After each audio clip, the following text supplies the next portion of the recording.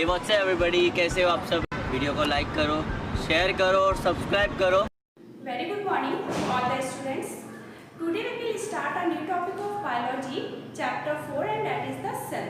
तो आज का हम लोग की क्लास क्या है, सेल। ठीक है, तो सेल के बारे में हम लोग आज पढ़ेंगे। तो आई थिंक आप लोग सेल के बारे में सुने भी होंगे कि सेल होता क्या है। आपको पता है आज अच्छा खासा हम लोग की बॉडी बन करके तैयार है, किसी भी ऑर्गेनिज्म की बॉडी बन करके तैयार है, तो उसके पीछे क्या है एग्जैक्टली वहाँ पे हमारा जो यूनिट ऑफ लिविंग ऑर्गेनिज्म होता है उसको हम सेल कहते हैं। क्या कहते हैं? सेल कहते हैं। तो सेल को हम बहुत कुछ कह सकते हैं। आप कह सकते हो कि it is the fundamental unit of life. ये हमारी लाइफ का क्या होता है?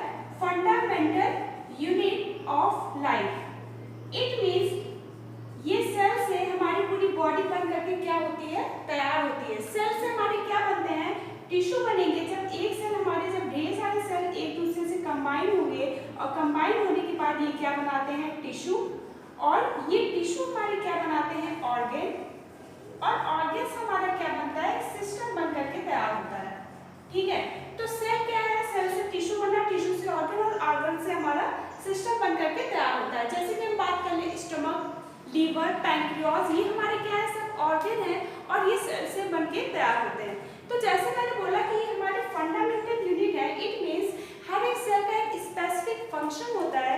हर एक सेल में हमारे डीएनए प्रेजेंट होती है जिससे प्रोटीन्स बनती हैं, और जितने भी हमारे सेल ऑर्गेनेल्स प्रेजेंट होते हैं सेल के अंदर, डीएनए उसके लिए क्या बनाता है? प्रोटीन। और वो प्रोटीन जो है हमारे हर एक ऑर्गेनिज्म में जाता है और वहाँ पे जो स्पेसिफिक फंक्शंस होते हैं हमारे माइटोकॉन्ड्रिया या पेरोक्सिसोम सेल ऑर्गेनेल्स का, वो परफॉर्म होता है। ठीक है, तो यहाँ पे हम लोग कुछ डायग्राम्स देखेंगे सेल के बारे में।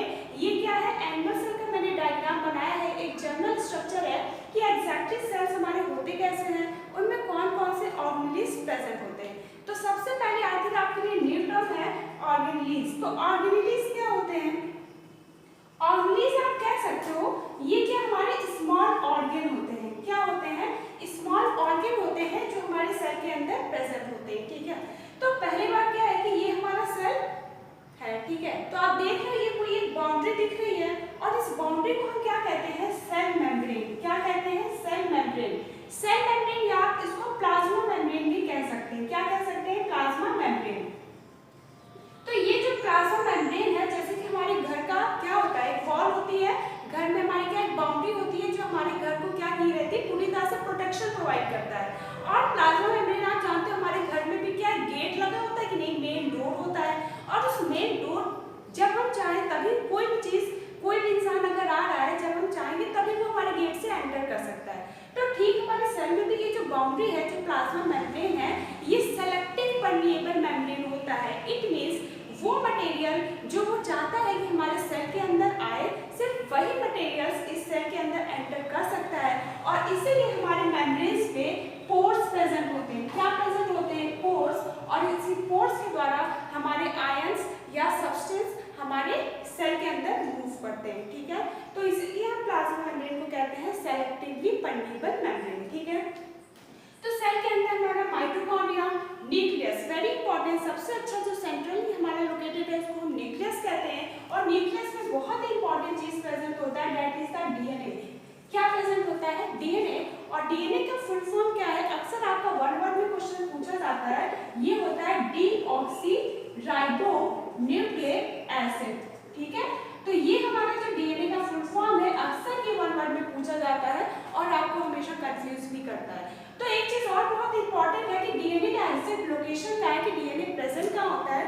तो डीएनए हमारा न्यूक्लियस में प्रेजेंट होता है और ये अंदर में आपको कुछ दिख रहा है, इसको न्यूक्लियोलस कहते हैं। क्या कहते हैं? न्यूक्लियोलस। तो इसी न्यूक्लियोलस में हमारा डीएनए पाया जाता है, आरएनए पाया जाता है। और ये जो डीएनए है ये सेंट्रली बैठ के पूरे सेल के ऑर्गेनेल्स को क्या करता है? कंट्रोल करता है। जितने भी ऑर्गेनेल्स हैं यहाँ इसके प्रोटीन बनाता है हमारा डीएनए, और ये प्रोटीन बनने के बाद ये ऑर्गेनेल्स में ट्रांसपोर्ट किया जाता है। ठीक है, तो mitochondria, Golgi apparatus, endoplasmic reticulum. Endoplasmic reticulum भी हमारे टू टाइप्स के होते हैं, जैसे कि रफ एंडोप्लाज्मिक रेटिकुलम और स्मूथ एंडोप्लाज्मिक रेटिकुलम। अब एग्जैक्टली इनमें भी कुछ डिफरेंस होंगे, बिल्कुल है।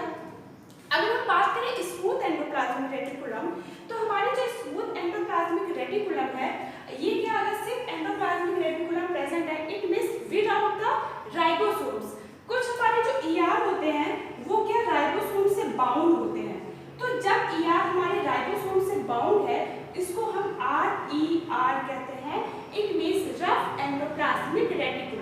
और हमारा एंडोप्लाज्मिक रेटिकुलम अगर राइबोसोम एब्सेंट है तो उसको हम SER कहते हैं, that is smooth endoplasmic reticulum. Clear? तो ऑलरेडी यहाँ पर हमारे सब्सटेंस में लिक्विड सब्सटेंस प्रेजेंट होता है जिसको हम साइटोप्लाज्म कहते हैं, और यहाँ पे हमारे सारे सेल ऑर्गेन्स प्रेजेंट होते हैं। क्लियर? आई होप आपको यहाँ पे थोड़ा बहुत अपना स्ट्रक्चर क्लियर हो गया होगा। आपको बुक से भी टॉपिक्स ये जरूर रीड करना है, ठीक है? तो नेक्स्ट क्लास में कुछ इंपॉर्टेंट डिफरेंसेस देखेंगे, तो आप लोग नेक्स्ट क्लास में अच्छे से प्रिपेयर रहिएगा और बुक से भी कंटेंट जरूर रीड करिएगा। Okay, thank you. Welcome back all the students. तो अभी तक हम लोगों ने चैप्टर स्टार्ट किया था अपना सेल के बारे में, और आई थिंक सेल के बारे में आप लोगों ने बुक से भी रीड किया होगा और वीडियो के थ्रू भी आप काफी कुछ समझ गए होंगे। ठीक है, तो सेल क्या होता है, सेल का स्ट्रक्चर क्या है, डायग्राम कैसे है, उसके थ्रू हम लोगों ने काफी कुछ समझा था। हम लोगों ने सेल देखा, सेल ऑर्गेनेलिज देखा। बेटा सेल ऑर्गेनेलिज आपके लिए बहुत इंपॉर्टेंट होने वाला है। सेल के फंक्शन, सेल के स्ट्रक्चर, ये सारी चीजें बहुत इंपॉर्टेंट है। ठीक है, तो जैसे 1 में ऐसे क्वेश्चंस पूछे जाते हैं कि power house of the cell हम इसे किसे कहते हैं, तो आपका डायरेक्टली 1 में आंसर होगा that is the mitochondria. Mitochondria हमारा सेल ऑर्गेनेलिज है जिसको हम power house of the cell कहते हैं, और इसमें क्या होती है, एनर्जी जनरेट होती है। Power house of the cell हम क्यों कहते हैं, क्योंकि इसमें हमारी एटीपी एनर्जी जनरेट होती है। ठीक है, माइटोकॉन्ड्रिया, क्लोरोप्लास्ट के बारे में हमें दो चीज और अच्छे से समझना है कि इन दोनों को हम सेमी ऑटोनॉमस कहते हैं। तो सेमी ऑटोनॉमस क्यों कहेंगे, तो सेमी ऑटोनॉमस हम इसको इसलिए कहते हैं, सेमी मतलब होता है हाफ, मतलब क्या होता है कि हमने बताया था कि जो डीएनए हमारा सेंट्रली लोकेटेड होता है वो वहां पे रह के जितने भी ऑर्गेनेल्स प्रेजेंट होते हैं उसको कंट्रोल करता है। ठीक है, डीएनए से हमारी प्रोटीन्स बनती हैं, तो हमारे जो माइटोकॉन्ड्रिया है इसका जो डीएनए होता है, माइटोकॉन्ड्रिया की जो भी उसके प्रोटीन्स की रिक्वायरमेंट होती है वो खुद अपने डीएनए से बना लेता है। ठीक है, बट कुछ ऐसे प्रोटीन्स हैं जो वो नहीं बना पाता है, तो जिसके लिए वो अपने प्रोटीन के लिए किस पे डिपेंड होगा, न्यूक्लियस पे डिपेंड होगा। तो कुछ प्रोटीन्स वो न्यूक्लियस से लेता है, कुछ प्रोटीन्स वो खुद बना लेते हैं, इसीलिए हम कहते हैं semi autonomous mitochondria and chloroplast. ये दो हमारे ऐसे ऑर्गेनेल्स हैं जिनको हम सेमी ऑटोनॉमस कहते हैं। ठीक है, तो यहाँ पे हम देखेंगे एग्जैक्टली सेल ऑर्गेनेल्स का क्या लोकेशन है, उसके फंक्शंस क्या है। अगर हम देखेंगे जैसे सेल वॉल, सेल वॉल क्या होता है, सेल वॉल हमारा जनरली प्लांट सेल में प्रेजेंट होते हैं। ठीक है, और ऑब्वियसली इनका फंक्शन क्या है, ये शेप और रिजिडिटी प्रोवाइड करते हैं। नेक्स्ट सेल मेम्ब्रेन, ऑलरेडी हमने अभी डायग्राम में देखा था कि हमारा जो एनिमल सेल की जो आउटर कवरिंग होती है, जो मेम्ब्रेन को प्रोटेक्शन प्रोवाइड करता है, उसको हम कहते हैं सेल मेम्ब्रेन, जिसको हम प्लाज्मा मेम्ब्रेन भी कहेंगे। और इसमें क्या होता है, हमारे कुछ पोर्स प्रेजेंट होते हैं जो हमारे सब्सटेंस को इनसाइड और आउटसाइड सेल को मूवमेंट के लिए हेल्प करते हैं। ठीक है, नेक्स्ट है माइटोकॉन्ड्रिया। अगेन मैंने बता दिया कि ये एनर्जी जनरेट करते हैं, इसको सेमी ऑटोनॉमस कहते हैं, ये power house of the cell होते हैं। माइटोकॉन्ड्रिया के बहुत इंपॉर्टेंट टर्म्स हैं, ये सारी चीजें आपको अच्छे से समझना है। ठीक है, नेक्स्ट क्लोरोप्लास्ट। क्लोरोप्लास्ट हमारा प्लांट सेल में पाया जाता है, और आपने पढ़ा होगा फोटोसिंथेसिस, फोटोसिंथेसिस बहुत पढ़ा होगा आपने। तो जो फोटोसिंथेसिस की प्रोसेस होती है उसके लिए हमारा जो क्लोरोप्लास्ट सेल ऑर्गेनेलिज होता है वो रिस्पांसिबल होता है। क्लियर? Next lysosomes. लाइसोसोम्स हमारे एनिमल सेल में ज्यादातर पाए जाते हैं, और इसको सोसाइटल बैग कहते हैं। वेरी इंपॉर्टेंट टर्म, हमेशा 1 में भी ये क्वेश्चन पूछा जा सकता है कि लाइसोसोम्स का दूसरा नाम क्या है, या सोसाइटल बैग हम किसको कहते हैं। ठीक है, तो सोसाइटल बैग हम कहते हैं लाइसोसोम्स को, जिसमें कि जो हमारे अनवांटेड सब्सटेंस हैं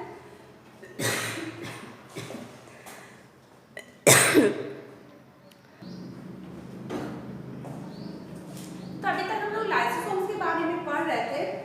तो जो हमारे लाइसोसोम्स होते हैं इसको हम सोसाइटल बैग्स कहते हैं, क्योंकि इसमें हमारे जो भी सेल के हमारे जो अनवांटेड सब्सटेंस होते हैं, जिसको हमें सेल की रिक्वायरमेंट नहीं होती है, वो हमारी बॉडी में अगर रहेंगे तो वो हमारी बॉडी को किसी न किसी तरह टॉक्सिसिटी क्रिएट करते हैं, पॉइजनस हो जाएंगे हमारी बॉडी में, अगर ये हमारी बॉडी में ज़्यादा समय तक रहेंगे। तो इसीलिए इन सब्सटेंस को किल करना बहुत जरूरी होता है। तो इसके लिए हमारा एक ऑर्गेनेलिज प्रेजेंट होता है लाइसोसोम, जो कि वेस्ट को या हमारे जो अनवांटेड सब्सटेंस प्रेजेंट है बॉडी में उसको किल कर देता है। ठीक है, तो आज की क्लास में हम लोगों ने बहुत इंपॉर्टेंट डिस्कस किया। बाकी आपको और भी आपके सेल ऑर्गेनेलिज है जिसका लोकेशन और फंक्शन आपको बुक से देखना है और उसको अच्छे से लर्न कर लेना है। ठीक है, नेक्स्ट क्लास में कुछ इंपॉर्टेंट डिफरेंसेस देखेंगे, तब तक आप लोग अच्छे से पढ़िएगा और नेक्स्ट टाइम जाओ और वीडियो